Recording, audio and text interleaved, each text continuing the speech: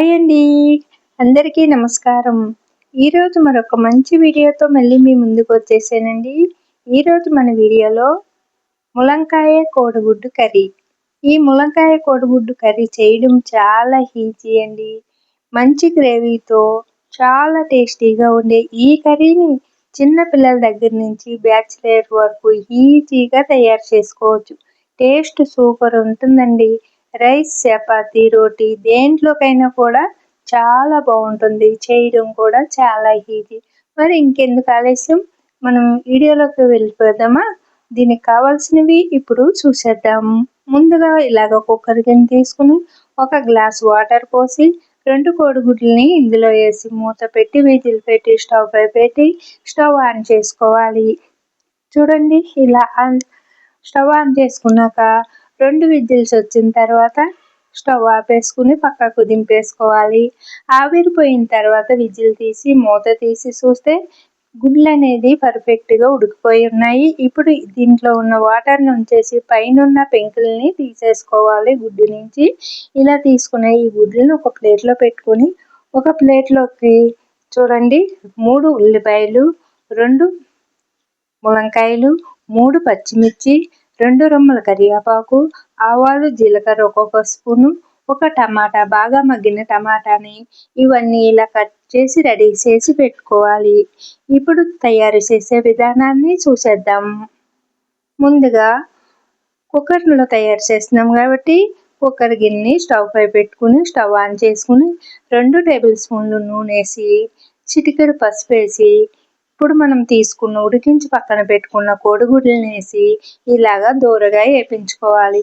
ఇక్కడ చూపిస్తున్న విధంగా కలుపుతూనే ఉండాలండి. ఇక్కడ ముఖ్యంగా గుర్తుంచుకోవాల్సింది, మనం కలపకుండా అలాగే వదిలేసామనుకోండి గిన్నెకి అనేది గుడ్లు అనేది అతుక్కుపోతాయి. చూసారా, ఇలా కలర్ఫుల్గా కనిపిస్తుంది కదా, ఇలా వేపించుకోవడం వల్ల నీచు వాసన లేకుండా టేస్టీగా ఉంటుంది. ఇక్కడ ముఖ్యంగా గుర్తుంచుకోవాల్సింది, మరీ ఎక్కువ వేపించుకోకుండా ఇలాగా కొద్దిగా వేపించుకున్నాక తీసుకోవాలి. మరీ ఎక్కువ వేపించుకున్నారనుకోండి గుడ్డు తినేటప్పుడు పైన తొక్కలాగా అనిపిస్తుంది. ఇప్పుడు ఇలాగ వేపించుకున్న ఈ గుడ్లని పక్కన పెట్టేసుకుని అదే గిన్నెలోకి మరొక టేబుల్ స్పూన్ నూనె వేసి నూనె వీటెక్కిన తర్వాత పోపు దినుసులు, కరివేపాకు, పచ్చిమిర్చిని వేసి వేపించుకుని అవి కాస్త కలర్ చేంజ్ అయిన తర్వాత ఉల్లిపాయ ముక్కలను కూడా వేసి దాంట్లోకి ఒక స్పూన్ అల్లం పేస్ట్ వేసి అంతా కలిసేటట్టు కలుపుకుంటూ ఇలాగా వేపించుకోవాలి సన్నని మంట మీద. చూడండి, ఇక్కడ చూపిస్తున్న విధంగా అల్లం పేస్ట్ అనేది ఫ్రెష్గా ఉంటే కర్రీకి మరింత టేస్ట్ బాగుంటుంది. అలాగే ఇలా ఒకసారి కలుపుకున్న తర్వాత మనము ములంకాయ ముక్కలను కూడా ఇందులో వేసి వేపించుకోవాలి. ఉల్లిపాయల ముక్కలతో పాటు చూడండి, ఉల్లిపాయ ముక్కలతో పాటు ములంకాయ ముక్కలు కూడా కాస్త వేపించుకుంటే టేస్ట్ అనేది బాగుంటుంది.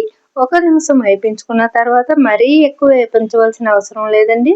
1 నిమిషము ఉల్లిపాయలతో పాటు వేపించుకున్న తర్వాత బాగా మగ్గిన టమాటాని మీ దగ్గర ఒక 2-3 ఉంటే మీరు పులుపుని బట్టి, మీరు తినే పులుపుని బట్టి టమాటాలు అనేది వేసుకోండి. నేను ఇక్కడ వచ్చేసి ఒక టమాటా వేసుకున్నాను.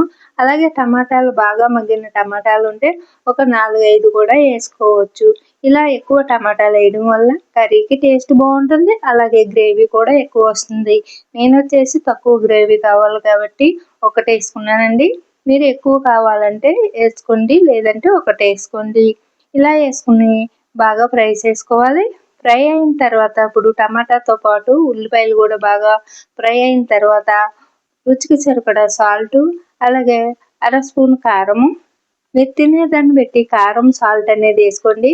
చిటికెడు గరం మసాలా కూడా వేసి బాగా కలుపుకుని వెంటనే ఒక గ్లాస్ వాటర్ పోసేసి బాగా కలుపుకుని దాంట్లోకి మనము వేపించి పక్కన పెట్టుకున్న గుడ్లను కూడా వేసి ఇలాగా మనము కలపవలసిన అవసరం లేదండి. ముందే కలుపుకున్నాం కదా, గుడ్లను పైన వేసేసి ఇలా మూత పెట్టేసి విజిల్ పెట్టి ఒక 2 విజిల్స్ వచ్చేటంత వరకు మనము ఈ కర్రీని ఉడికించుకుందాము.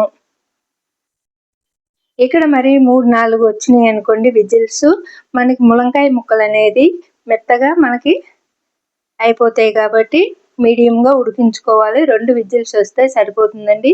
ఇలా ఉడికించుకున్న ఈ కర్రీని ఒక్కసారి టేస్ట్ చూడండి. సాల్ట్ సరిపోకపోతే మరి కాస్త వేసుకోండి. ఇక్కడ నాకు సాల్ట్ సరిపోదు అనిపించిందండి. అందుకని చెప్పి ఒక పావు స్పూను సాల్ట్ వేసుకుని ఇలాగా కలుపుకుంటున్నాను. ఇలా కలుపుకున్న తర్వాత వేడిగా ఉన్న ఈ కర్రీని మరొక గిన్నెలోకి కానీ ఇలా బౌల్స్లోకి కానీ తీసుకోండి. ఇలా తీసుకోవడం వల్ల మనకి వండిన కర్రీ అనేది అందంగా కనిపిస్తుంది.